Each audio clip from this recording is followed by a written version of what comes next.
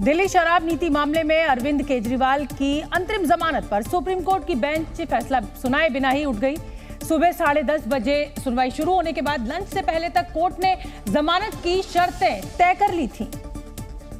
और अदालत के रुख से ऐसा लग रहा था कि सुप्रीम कोर्ट अरविंद केजरीवाल को जमानत दे ही देगी। सुप्रीम कोर्ट और ईडी के बीच लंबी बहस भी चली, जिसमें अदालत ने केजरीवाल की गिरफ्तारी को चुनौती देने वाली याचिका पर ईडी से सवाल जवाब किए। सबसे पहले जस्टिस संजीव खन्ना ने कहा, केजरीवाल कोई आदतन अपराधी नहीं है, ये अपने आप में असाधारण केस है। वो दिल्ली के सीएम है। हम इस पर विचार करेंगे कि क्या अंतरिम जमानत दी जा सकती है, जिस पर सॉलिसिटर जनरल तुषार मेहता ने दलील दी कि अगर ऐसा होता है तो इसका लोगों पर गलत असर पड़ेगा। इस बात का गलत संदेश जाएगा कि किसी आरोपी को प्रचार के लिए जमानत मिल रही है। इसके बाद जस्टिस संजीव खन्ना ने ईडी की जांच पर सवाल उठाते हुए कहा कि अगर आप कह रहे हैं कि सरकार के मुखिया होने के नाते केजरीवाल आरोपी हैं और इस घोटाले में शामिल हैं, तो इस नतीजे पर पहुंचने में आपको 2 साल क्यों लग गए।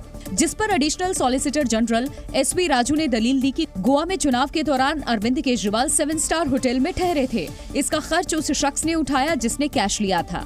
ऐसा नहीं है कि राजनीतिक वजहों से केजरीवाल की गिरफ्तारी हुई है। केजरीवाल की गिरफ्तारी को चुनौती देने वाली याचिका पर सुप्रीम कोर्ट में बहस तब और गर्म हो गई जब इसमें लोकसभा चुनाव का जिक्र आया। दरअसल सुप्रीम कोर्ट ने लोकसभा चुनाव की बात करते हुए कहा कि ये कोई आम चुनाव नहीं है और इस चुनाव में दिल्ली के चुने हुए मुख्यमंत्री जेल में है, लिहाजा उनकी जमानत पर विचार करना लाजमी है।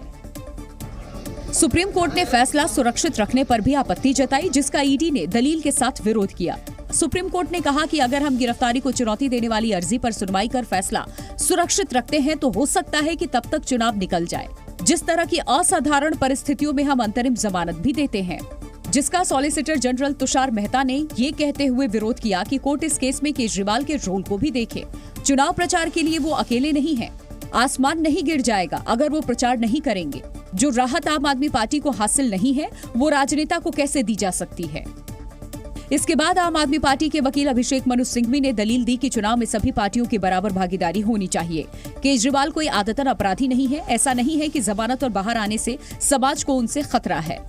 जिस पर सुप्रीम कोर्ट ने कहा कि हम अंतरिम जमानत पर विचार भी इसीलिए कर रहे हैं क्योंकि चुनाव का वक्त है, लेकिन सवाल जनता के हित का है। हम नहीं चाहते कि इस दौरान आप सरकार के कामकाज में दखल दें। जिसके बाद अभिषेक मनु सिंघवी ने दलील दी कि अरविंद केजरीवाल को अगर जमानत मिलती है तो वो किसी फाइल पर साइन नहीं करेंगे। शर्त है कि एलजी किसी भी काम को इस आधार पर न रोके कि फाइल पर साइन नहीं है।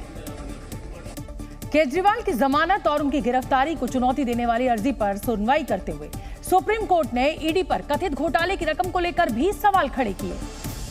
सुप्रीम कोर्ट ने अपराध से अर्जित आय के आंकड़ों पर सवाल उठाते हुए ईडी से पूछा कि आपके हिसाब से इस मामले में अपराध से अर्जित आय 100 करोड़ थी, जिस पर additional solicitor general SV Raju ने जवाब दिया कि इसमें शराब कंपनियों को हुआ मुनाफा भी शामिल है। जिसके बाद कोर्ट ने कहा कि मुनाफे की सारी रकम को अपराध से अर्जित नहीं माना जा सकता।